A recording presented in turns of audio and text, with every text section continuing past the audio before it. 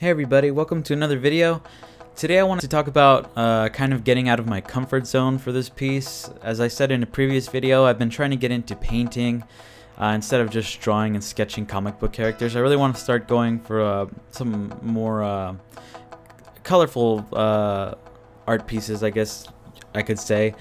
And I'm just changing up my style overall. I feel like if I go ahead and tackle all these different styles, it'll just come back and improve my style overall. For this painting, I wanted to tackle Miss Incredible, aka Elastigirl, but I wanted to do the younger version of her. I did do a Mr. Incredible drawing, and I do want to go ahead and like draw all the Incredible characters and kind of just do my own spin on all of them, and do like every interpretation of the character, like from when they're young, when they're married. I was thinking about doing a wedding photo, but I'm not quite sure yet if that's really necessary.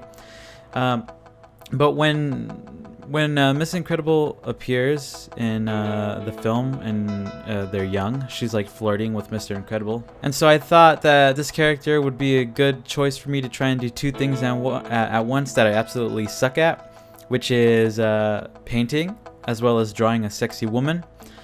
Those are two of my very weak points. I didn't draw a lot of women growing up, so I have to play catch up right now. And this is actually my second attempt at doing this painting slash drawing, and I was very unhappy with the first attempt I did because I felt like I had this image in my head and I couldn't get it across on paper. And I feel like as I focus more and more on the image I have in my head, I am starting to like get this link between my imagination and my hand that kind of helps me get my drawings out a little bit better. It's hard to explain, but I'll probably talk about that in another video. But this time, I feel like it was a lot closer to my vision as far as anatomy and the layout sketch go. But I'm still a beginner painter, so the actual colors, I have a lot to learn. And so I had this idea that she was able to stretch and that she would squeeze herself to make herself feel good. It was supposed to be like exotic, sexy. And I thought it was a little clever, but I gotta say, in Adobe Sketch, I get a lot of struggle from simply not having a blender tool. So I have to do everything by hand and kind of let the paint mix together on its own. And so I have a bit rougher transitions in color, but it still works out. When you look at the drawing from a distance, you can't really see all the mix-ups in the paint. And I'll probably try Photoshop soon for my next painting, but I adore the iPad too much because it's so portable, and the drawing in the Apple Pencil just feels instant. As soon as I make a line, it makes a line, and it just feels too good that I'm kind of hesitant to go back to using my Wacom Bamboo. I think that's what it's called. It's an old tablet, but anyways, another important thing for this painting that I had tried to focus on was the lighting. I wanted a bright light coming from the top, kind of like a spotlight, you could say.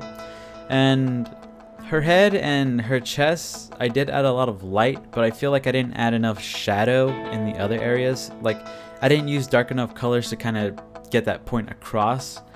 So I do think my lighting needs more work. And besides adding the spotlight, I also try to do straight up white highlights. I just love doing white highlights. It makes a big difference for everything I've been working on, just to kind of go add some white highlights on the eyes, on the side of the body, just to kind of show like a hard light's hitting the surface. And so I basically have three lights in this image. I have a big spotlight, I have the highlights, and then I have a secondary light that is a color. Sometimes it's the same color as the background, but I wanted pink in this picture, so I actually used pink instead of the background color coming from the back, so there's like a pink light coming back there.